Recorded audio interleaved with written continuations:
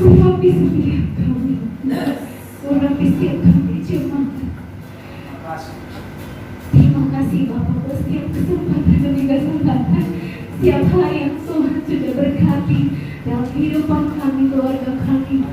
Tidak pernah terlepas dari kasih kemurahan-Mu ya Tuhan.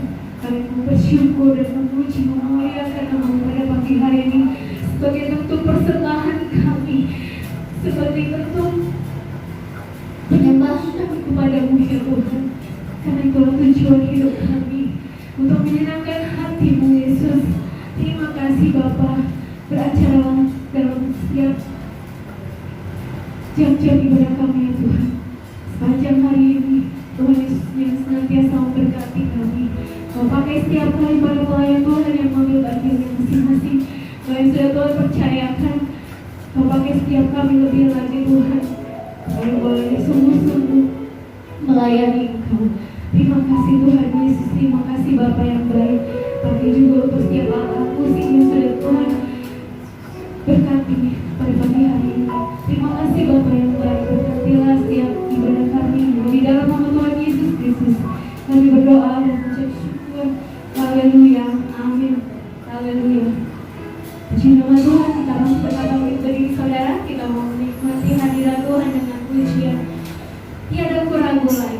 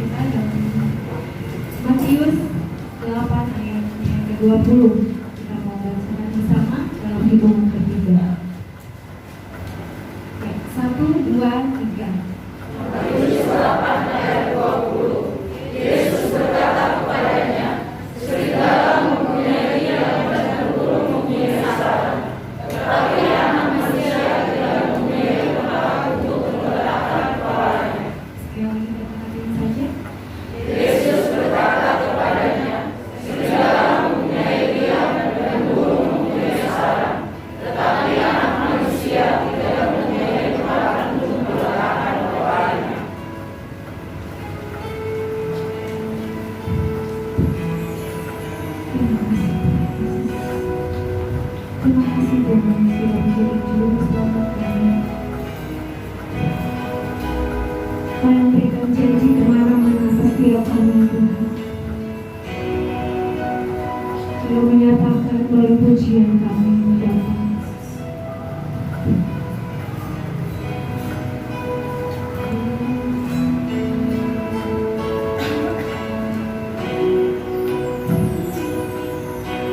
Yesus Engkau juru selamatmu, dalam janjimu kemenanganku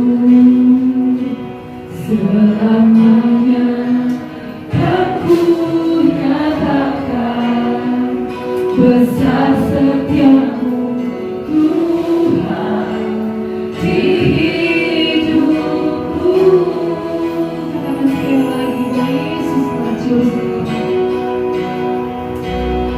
Yesus Engkau juru selamatku, dalam janjimu kemenanganku selamanya aku nyatakan besar setiamu Tuhan di hidupku.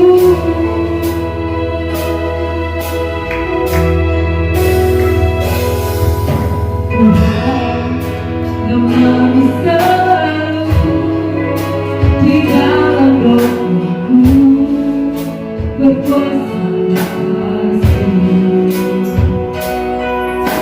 Tuhan, ku bawa rindumu, menyatakan Engkau Tuhan di hidupku. Bagi nama Tuhan kemuliaan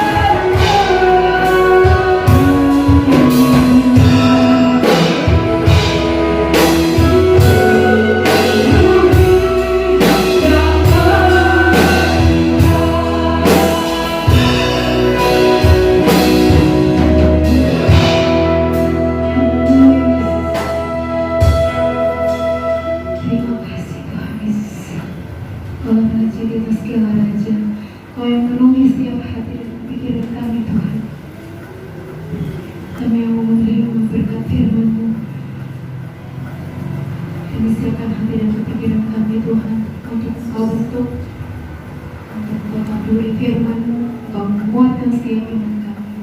Terima kasih Kristus sayang. Minta untuk kami dipimpin dalam doa firman Tuhan. Segala hormat, kemuliaan, kejayaan hanya bagi nama-Mu ya Tuhan. Engkau Allah yang kami tinggikan, kami sembah di dalam nama Yesus. Kami bersyukur Tuhan buat kebaikan-Mu dalam hidup kami. Terima kasih Bapa yang baik, kami boleh sampai di penghujung tahun ini ya Tuhan. Sebentar kami akan merayakan kelahiran-Mu ya Tuhan. Biarlah Tuhan senantiasa memberkati kami, melindungi kami, menjauhkan kami dari segala sakit penyakit ya Tuhan. Biarlah nama Tuhan dimuliakan, segala umat-Mu yang bernafas, biarlah setiap orang memuji memuliakan nama-Mu ya Tuhan.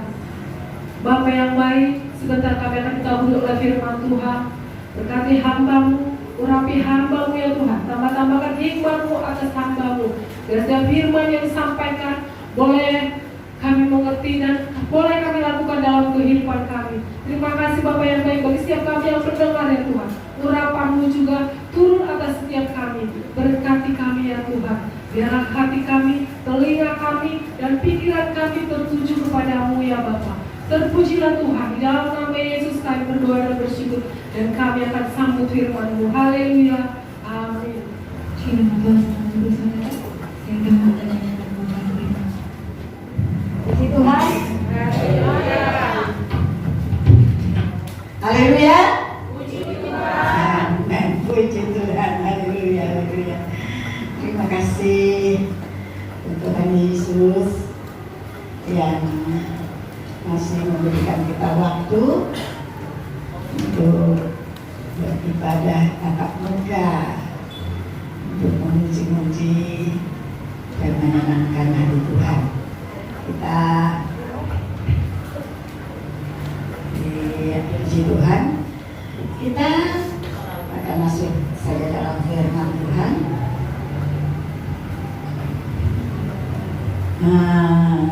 Yang ada di dalam Lukas pasal 2 ayat 10 sampai 11. Haleluya. Yesus merendahkan diri.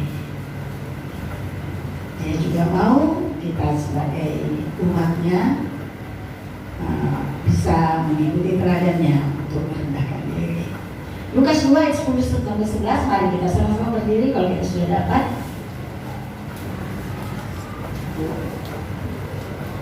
Lukas 10, 11, Lukas 2 ayat 10, ayat 11 dan 12. Lukas 2.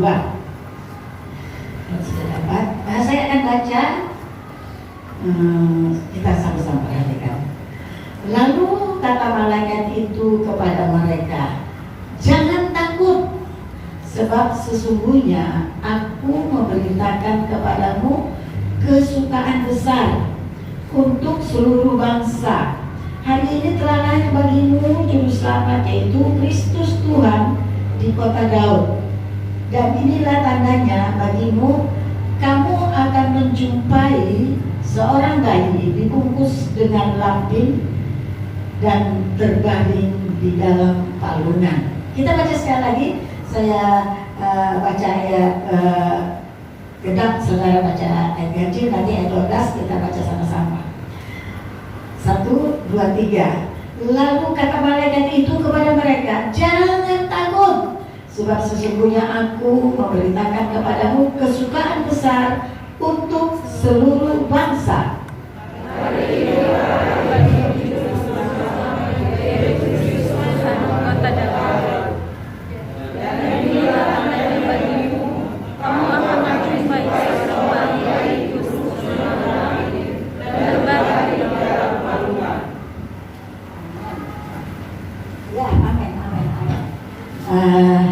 Jadi dikatakan bahwa kita akan bertemu dengan bayi Yesus.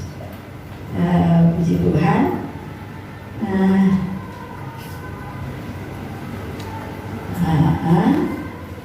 Yes.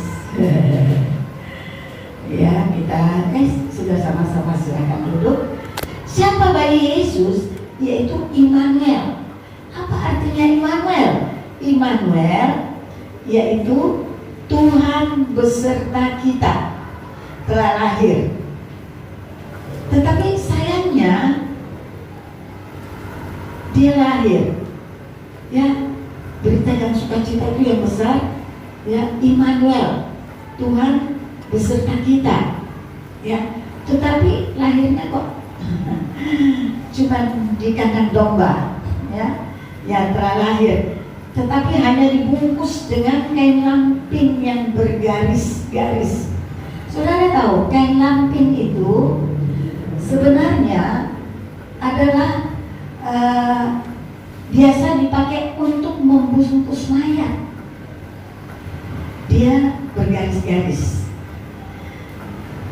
Kain lampin biasa dipakai sekali lagi untuk membungkus mayat. Di sana nggak ada kain lampin itu, tetapi dari mana mereka dapat? Yusuf sudah menyediakannya bawang. Kenapa? Untuk jaga-jaga, takut nanti Maria di perjalanan nggak kuat lalu meninggal. Kenapa? Perjalanannya yang sangat sukar, ya, mereka seperti dikejar-kejar, ya, dan dia sudah mengandung hamil tua, perjalanan yang jauh, dia cuma kayak unta. Jadi Yusuf ini was-was juga, ya, was-was. Aduh, bagaimana kalau terjadi apa-apa? Mana ditanya ketuk sana ketuk sini, tidak ada yang mau buka pintu untuk mereka. Tidak ada yang mau menyediakan tempat, ya, boro-boro menyediakan tempat, ya, untuk singgah aja mereka nggak bisa.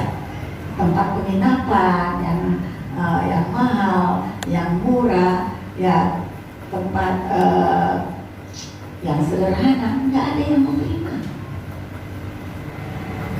Memang ajaib Tuhan, ya. Jadi segala sesuatu Tuhan persiapkan di tempat yang mewah, di tempat yang miskin, di tempat yang tidak patut, tapi Tuhan persiapkan semua. Walaupun tidak di hotel, walaupun tidak di Rosman, walaupun tidak di kamar rumah orang, tetapi kadang juga berguna, dipakai untuk mereka berteduh dan lahirlah bayi Yesus. Jadi makanya orang tidak bisa menerima bayi yang dikatakan bayi anak raja di atas segala raja. Bayangan orang bayi raja itu pasti lahir di istana, pasti lahir di rumah mewah. Tetapi ini di kandang, siapa yang mau terima? Kenapa dia lahir di sana? Supaya manusia yang paling hina pun bisa menemuinya dan tidak takut untuk datang. Gembala-gembala, kalau dia ada di hotel, dia ada di Rosman, nggak mungkin diterima masuk. Tapi para gembala itu, tahu nggak, para gembala itu adalah orang-orang yang menjaga ternak kambing, ternak babi, ternak apa, ternak sapi, disebut gembala. Ya. Jadi gembala-gembala ini diberitahu sama malaikat. Gembala-gembala ini orang kalangan rendah, orang kalangan yang tidak dianggap, tetapi Tuhan menganggap mereka. Tuhan menganggap para gembala ini berharga, sehingga spesial malaikat datang untuk memberitahu, mengabarkan berita sukacita itu.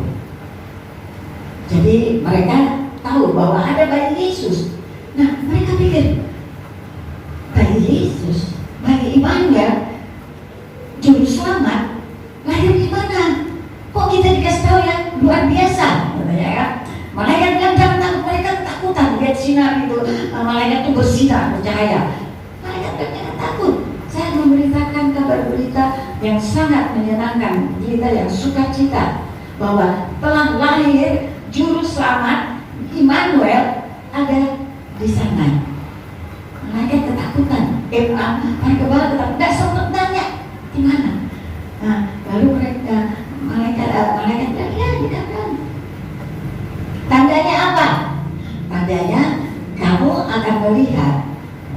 bayi dibungkus dengan kain lampin dan ditidurkan di palungan. Saudara yang kekasih, palungan itu kalau di luar negeri ada besar. Kalau di kampung di Sumatera saya lihat dia kecil dan bolong, nggak bisa bayi ditidurkan. Kalau di sana agak lebar, agak besar, jadi bayi itu bisa tidur di sana dan hangat. Luar biasa, juru selamat dunia, Immanuel, Allah menjelma menjadi manusia, tapi cuma lahir di kandang domba. Itulah Tuhan kita, ya.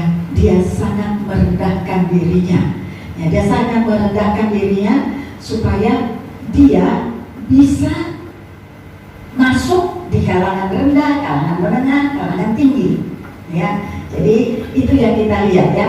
Luar biasa Tuhan menyiapkan segala sesuatu. Apapun yang terjadi kita pasti jangan takut. Biar kita merasa kita cuma rakyat kecil, kita orang menengah ke bawah yang tidak dianggap, tetapi ingat Tuhan mencintai kalian. Tuhan akan selalu beserta dengan kalian, ya.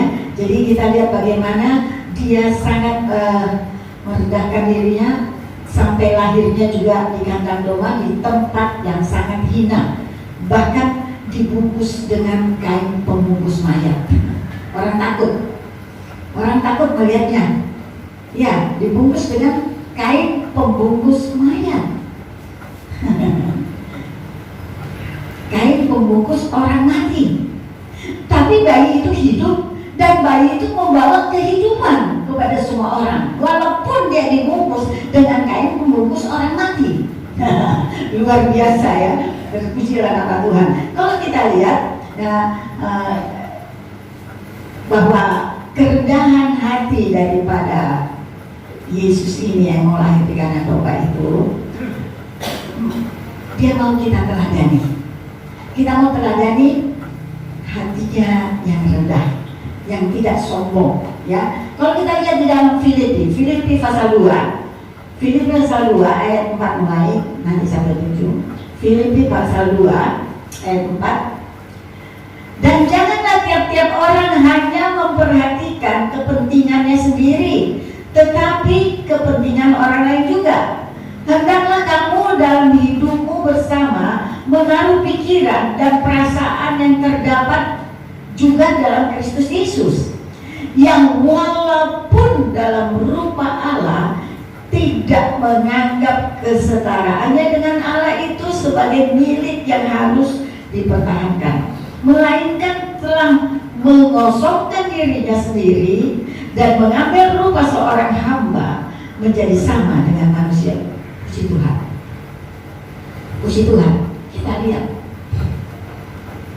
Yesus adalah anak Allah, anak raja di atas segala raja, putra mahkota surga. Tapi dia rela lahir di kandang domba, dibungkus dengan kain pembungkus orang mati, kain pembungkus mayat. Tapi Yesus hidup. Yesus bukan orang mati. Dia tidak mati. Bahkan dia membawa kehidupan untuk dunia ini. Dia membawa kehidupan untuk saudara dan saya. Tapi dia rela dibungkus, dibedong dengan kain pembungkus mayat. Kita lihat bagaimana hinanya, bagaimana merendahnya dia. Hina. Anak manusia biasa, semiskin-miskinnya orang, tidak akan melahirkan di kandang. Tidak. Paling nggak di rumah bidan, atau lahir di rumah kontrakan, rumah lubuk dan segala macam. Tapi ini lahir di kandang, ditidurkan di palungan. Palungan tempat makanan binatang, tempat makanan hewan. Dan dia rela. Saudara yang dikasihi, siapa Yesus? Dia adalah anak raja di atas segala raja.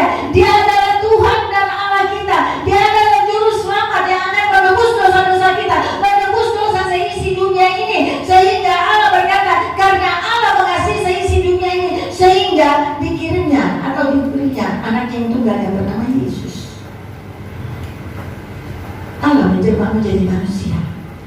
Tidak ada bantahan dan tidak bisa dibantah orang karena itu nyata. Saudara kita kasih, kita lihat luar biasa. Saudaraku, dia Allah, dia anak raja, tinggalnya di surga, tahtanya ada di surga. Tahtanya di surga, tapi dia tidak menganggap kehebatannya itu, keagungannya itu, kemuliaannya itu untuk diberitakan, untuk ditontonkan, untuk dipertahankan. Wow. Dia nggak pernah berkata, "Hei, aku anak raja di atas segala raja loh. Aku ini Allah yang menjadi manusia. Kalau saya katakan mati engkau, maka engkau akan mati. Saya katakan engkau sembuh, maka engkau akan sembuh. Orang mati engkau bangkit, engkau akan bangkit." Tetapi Yesus tidak pernah memberitakan atau mengatakan, "Aku ini anak Allah, aku ini manusia, aku ini Allah yang menjelma menjadi manusia. Tidak ada yang bisa melawan saya." Tidak pernah. Dia tidak mempertahankan kealahannya itu yang perlu dipertahankan atau perlu diberitakan. Ya, diwata beritakan, no. Kita lihat bahkan dia menjadi anak tukang kayu yang namanya Yusuf, dan dia menjadi kenek tukang kayu waktu dia masih anak-anak. Dia raja di atas segala raja loh, dia Allah loh, dia mau menjadi kenek tukang kayu. Dia sangat merendahkan dirinya.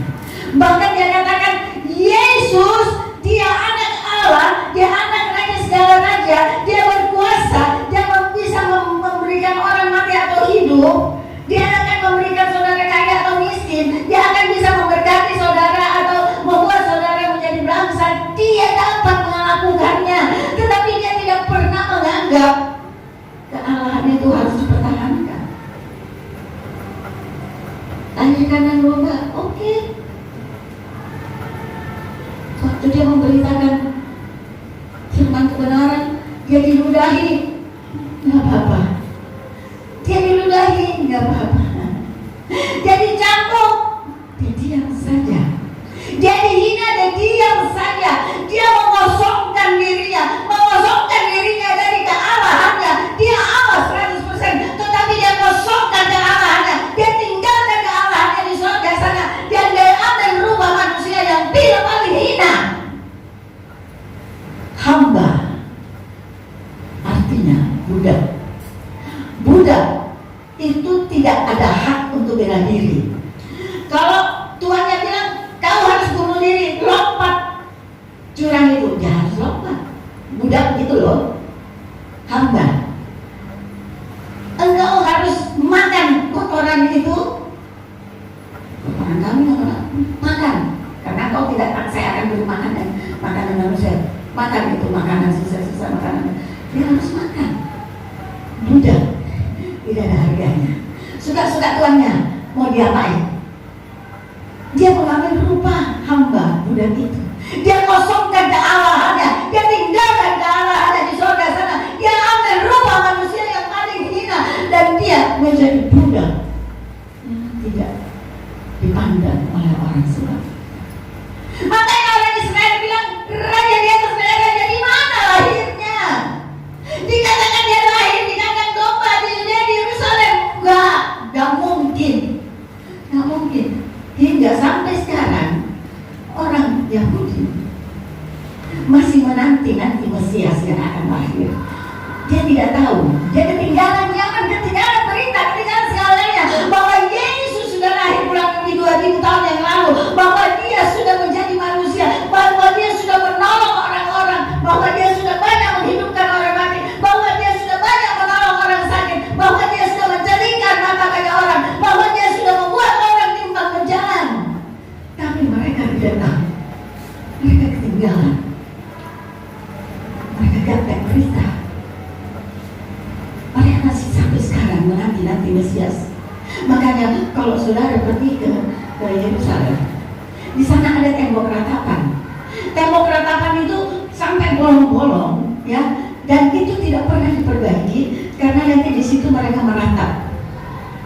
tatap. Oh Yahweh Allah, Yahweh Allah. Oh katanya Abu Dadai, bagaimana kapan Mesias itu datang? Sambil menunduk menangis di tembok ratapan. Kapan Mesias datang? Jangan kita seperti mereka. Kita kenal Yesus. Kita tahu Yesus sudah lahir lebih 2000 tahun yang lalu. Jangan seperti mereka. Sampai sekarang masih banyak yang menangis di tembok ratapan. Dan tembok ratapan itu walaupun jelek, sangat dihargai. Saudara tahu, kalau sudah ada di tembok itu, mereka tidak boleh membelakangi tembok itu mau keluar. Mereka harus mundur. Jalannya mundur. Tembok jelek itu sangat dihargai. Dan saudara tahu, banyak orang menitipkan doa. Waktu saya ke sana, banyak orang menitipkan doa. Dia tulis, supaya tolong doakan saya nanti di tembok Yerusalem, di tembok ratapan, supaya saya bisa ke sana. Itu kertas dibolong-bolongin, korek-korek masukkan ke dalam. Doa tidak bisa dititip.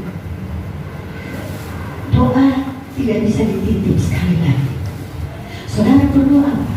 Saudara harus mulai berbicara langsung kepada Allah. Saudara berbicara langsung kepada Yesus. Saudara buka hati saudara. Katakan apa yang menjadi unek-unekmu, apa yang menjadi bebanmu, apa yang menjadi perkara yang kau ada hatimu yang belum bisa diatasi. Mungkin saudara bilang, ya kami minta bantu doa. Ya, orang lain akan bantu doa. Orang lain akan bantu doa. Tapi Tuhan melihat iman saudara pribadi. Tuhan mau saudara sendiri datang menghadap kepada Allah dan berkata apa yang menjadi problemmu. Itu akan lebih manjur daripada saudara titip doa. Ya, titip doa juga boleh. Tapi ingat, kalau saudara sendiri, makanya ingat waktu Bartimeus yang buta, minta-minta di pinggir jalan. Yesus lewat dengan murid-murid. Bartimeus sudah pernah mendengar bahwa ada Yesus juru selamat yang bisa menolong manusia, bisa menolong orang buta jadi melek, orang timpang jadi berjaga dan segala macam. Dia sudah mendengar berita itu. Lalu waktu rame-rame lewat, dia duduk di berjalan. Dia tanya kepada orang, apa yang terjadi? Yesus orang Nazaret mau lewat. Dia sudah dengar Yesus. Siapa itu? Yesus juru selamat, Yesus Immanuel. Lalu dia berteriak, Yesus anak Daud, kasihanilah saya. Murid-murid kan, kau buta, diam kau. Jangan resek, berisik aja. Masih terus dia gak peduli. Yesus anak Daud, kasihani saya. Yesus anak Daud. Diam dalam murid-murid. Diam. Jangan mengganggu situasi yang sakral di mana Yesus Raja di atas segala raja sedang lewat. Dia terus berteriak, Yesus anak Daud, kasihanilah saya. Manusia kadang-kadang membatasi orang itu datang kepada Tuhan. Apalagi iblis. Iblis sudah bilang gini, bisi-bisiin, kau gak layak datang kepada Yesus. Kau gak layak menyembah Tuhan. Ingat dong dosa-dosamu yang lalu. Ingat dong perlu hidupmu. Ingat dong ini. Tidak ada yang bisa membuat kita tidak datang kepada Yesus. Kita harus percaya Yesus menerima kita. Si Bartimeus yang tidak terus berteriak. Akhirnya apa? Tuhan sudah melewati dia yang duduk di sini. Tuhan berhenti mendengarkan suara si buta yang tidak berhak. Lalu dia mundur. Dia katakan, Bartimeus, apa yang kau inginkan saya perbuat untukmu? Oh, kalau orang lain bilang, saya mau kaya Tuhan, saya mau menjadi orang dihormati, saya mau punya ini. Tetapi Bartimeus tidak. Dia jujur dengan keadaannya. Dia berdamai dengan hidupnya. Apa dia bilang? Tuhan, saya mau bisa melihat. Yesus melihat kesungguhan hati orang ini. Yesus melihat bagaimana kejujurannya. Yesus melihat kegigihan hatinya. Dia tidak percaya, dia tidak peduli, dia tidak boleh. Terus dia memanggil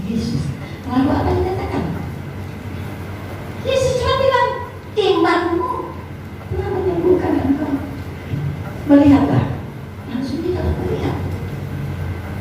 Wah, luar biasa. Siapa saya? Siapa saudara? Mungkin saya lebih hina dari si Bartimius. Mungkin para gembala itu kita lebih hina dari mereka. Tetapi ingat, Tuhan mengasihi kita. Percaya saja. Bentar lagi kita merayakan Natal. Dan di hari Natal itu kita berseru kepada Dia. Kita merendahkan diri. Dan kita jangan sombong. Jangan sombong. Allah membenci orang sombong. Yesus sendiri siapa dia? Dia raja, anak raja dan segala raja. Dia putra mahkota surgawi. Tapi dia mau lahir di kandang domba. Dia mau dibungkus dengan pembungkus lain. Mungkin saudara, iyalah orang dia dari mana dia bisa bilang saya nggak mau dibungkus ini. Ingat, dia Allah. Dia baik, tapi dia mengetahui. Iya. Nah, saudara itu kita lihat bagaimana kerendahan hati. Dia mengosongkan dirinya. Dia tidak pandang kealahannya itu sebagai sesuatu yang mesti dipertahankan. Mungkin waktu dia dikejar-kejar orang atau dimarahi orang-orang Saduki, orang-orang imam-imam besar, mungkin bisa aja dia bilang, saya ini anak raja dan segala raja, saya ini Allah yang mulia banget. Dia nggak akan berkata itu. Jadi hina dia diam. Jadi pukul dia diam. Dia diludah dia diam. Nah, kita lihat bagaimana kerendahan hatinya. Haleluya, haleluya. Dia mengosongkan diri. Ini sesuatu yang luar biasa. Dapatkah kita mengosongkan diri kita? Dapatkah kita tidak mesti mengingat embel-embel kita orang kaya, kita orang mampu, saya orang cantik, saya orang ganteng, saya punya rumah sekian, saya punya mobil yang hebat, saya punya anak yang hebat-hebat. Dapatkah kita mengosongkan diri? Ini saya Tuhan, ini saya dengan keadaanku, keberadaanku, saya datang kepadamu menyembah dan sujud kepadamu. Itu yang harus kita lakukan. Ya, kita harus bisa mengikuti Yesus sebagai panutan kita. Kan dia adalah anak sulung, kita adalah pengikutnya dan akan terus. Dia sudah mati, dikasih salib dan dia sudah bangkit. Ya, pada hari ketiga maka dia sudah naik ke surga. Tapi dia terus berdoa untuk saudara di surga sana. Dia terus masih memandang ke bumi melihat kalau ada orang percaya yang perlu dibantu. Saudara yang kekasih, dapatkah kita meniru kerendahan hati Yesus? Dapatkah kita berkata, saya bukan siapa-siapa, saya hanyalah manusia biasa, saya hanyalah pengikut Kristus, tapi saya adalah anak-anak Allah karena saya percaya kepada Yesus yang adalah Tuhan dan Juru Selamat. Kita berhak menyebut diri kita anak-anak Allah, tapi kita tidak perlu mengatakan ke dunia sana, oh saya anak-anak Allah loh, saya hebat loh, saya luar biasa. Kamu jangan coba-coba ganggu saya. Saya mempunyai kuasa. Waktu saya diurapi dengan kuasa Roh Kudus, ada power yang diberikan oleh Tuhan. Itu tidak penting. Yang penting bersaksi bagaimana hidup sesuai dengan kehendak Tuhan, bagaimana hidup sesuai dengan kebenaran firman Tuhan. Maka kehidupanmu akan menjadi saksi yang luar biasa walaupun kau tidak berkata-kata.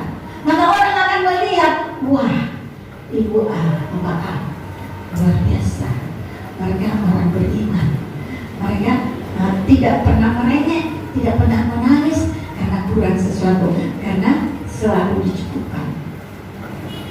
Kalau Allah di pihak kita, siapa lawan kita?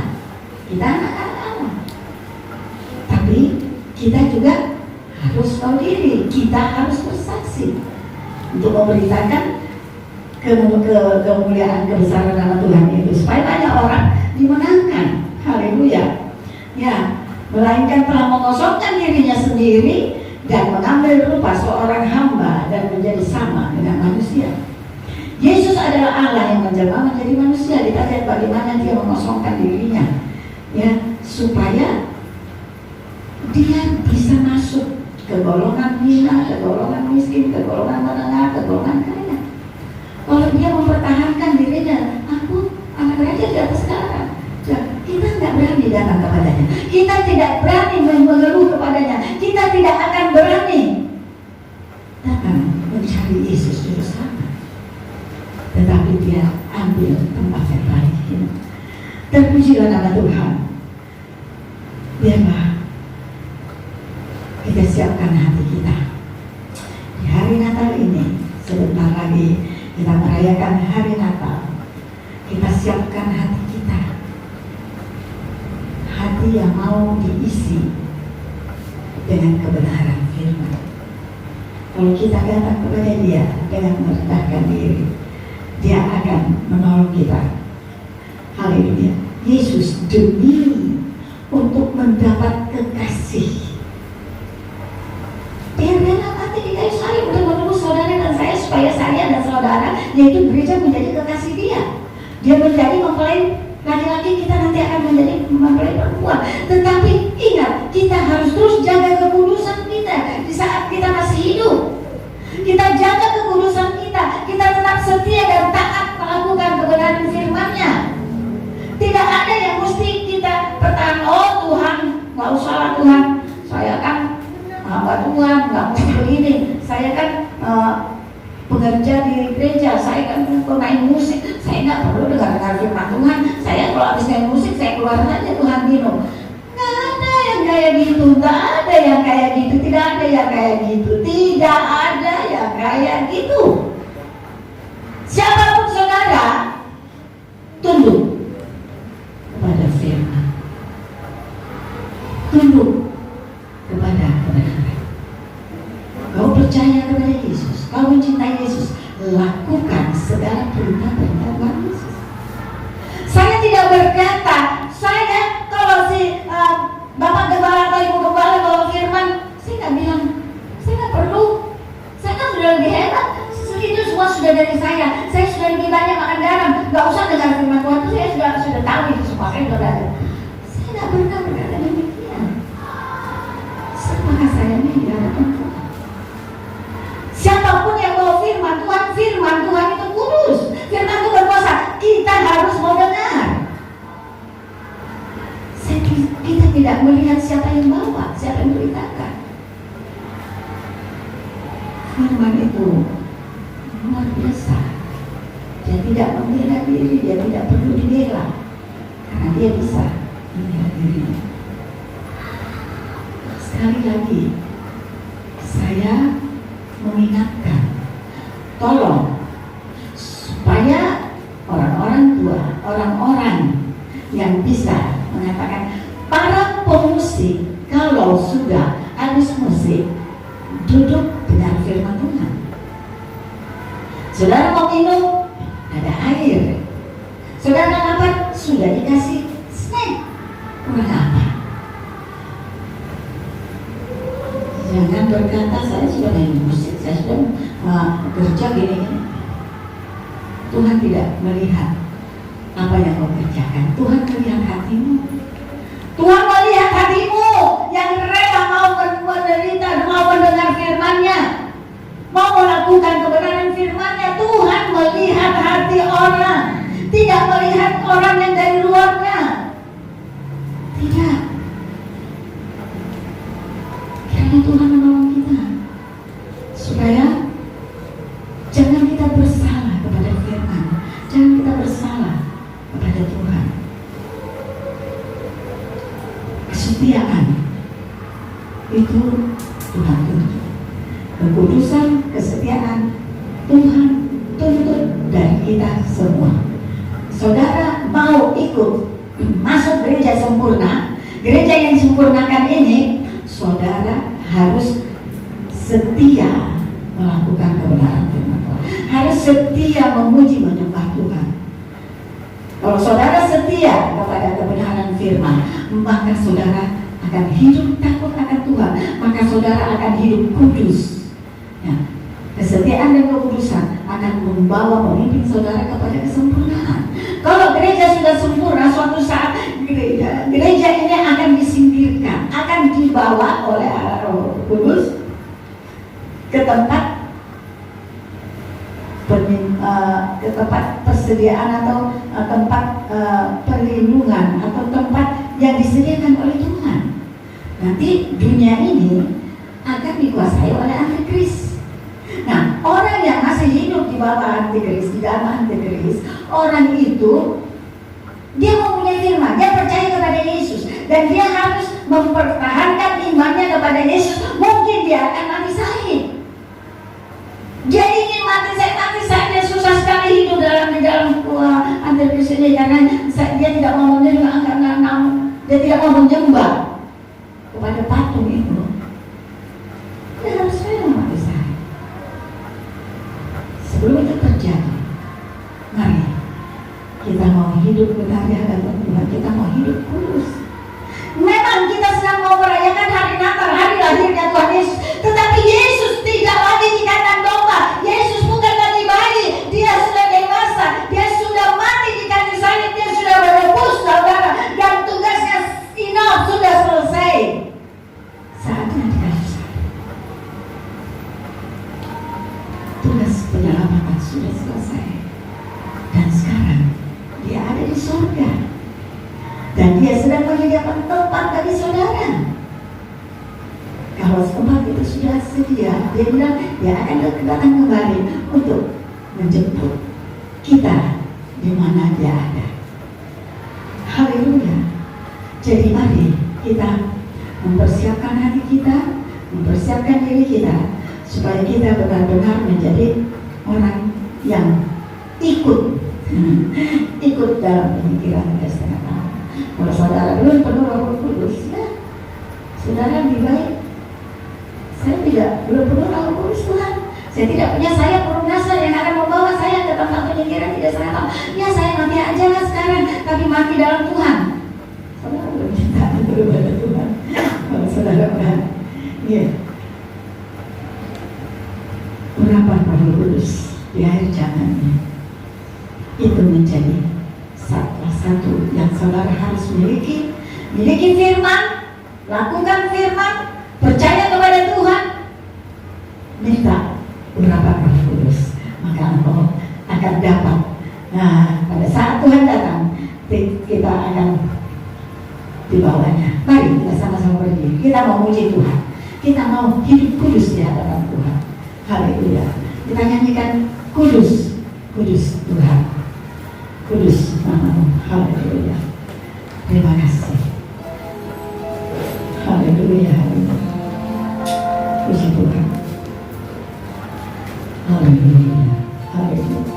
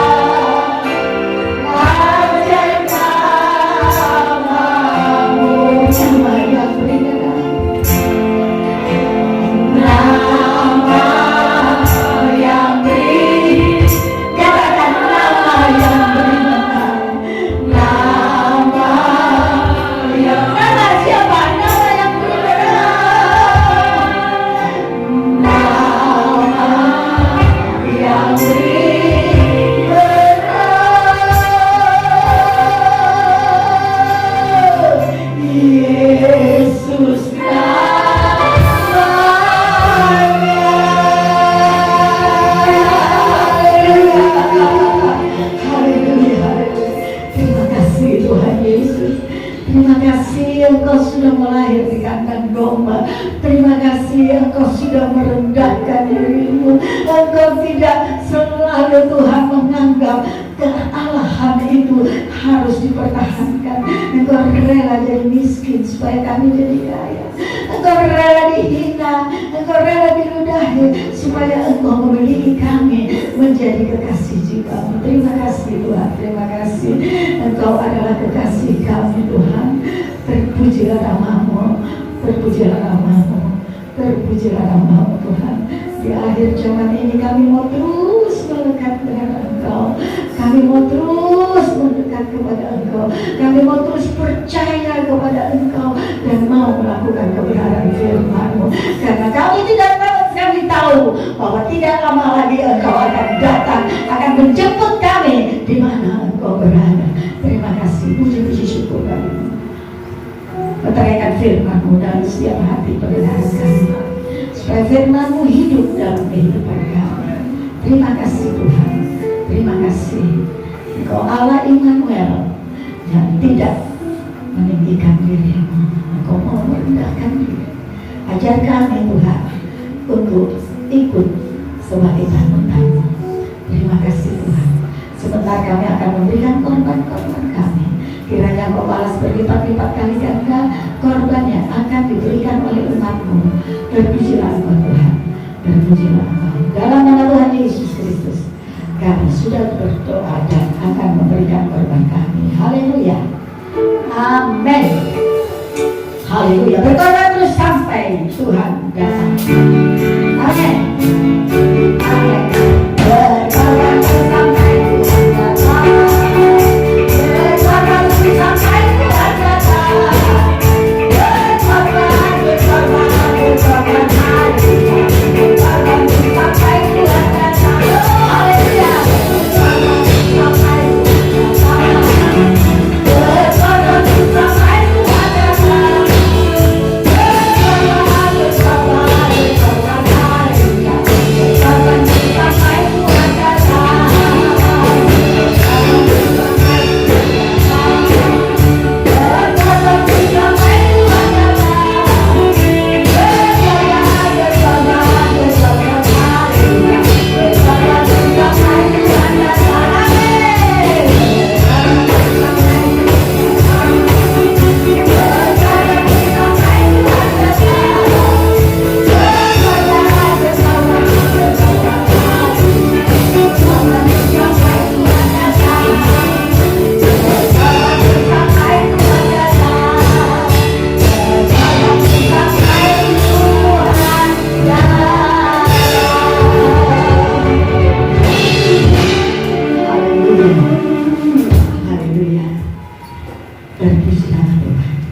Terima kasih buat korban yang saudara-saudara sudah berikan.